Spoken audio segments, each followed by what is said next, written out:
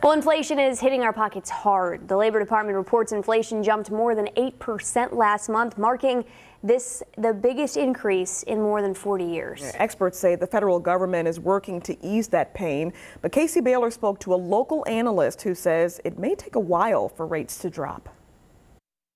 The inflation rate around March of 2021 was around 2.4% roughly. Now, over a year later, that figure jumped to 8.5%.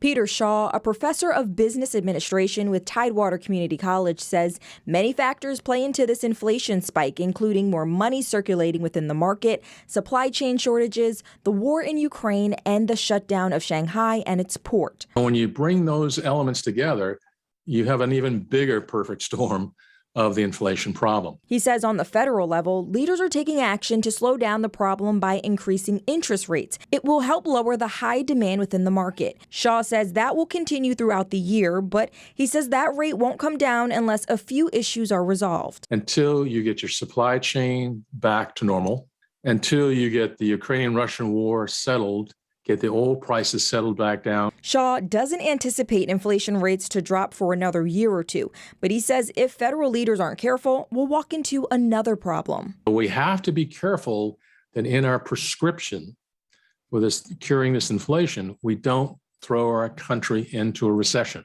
And that will lead to many people getting laid off. If done right, Shaw says many analysts project the inflation rate to drop down to 4.5% by the end of the year, which is double the percentage of what we're used to.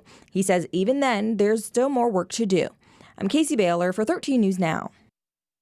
Shaw says you should expect to see several interest rate increases throughout the next year and all the way into 2023.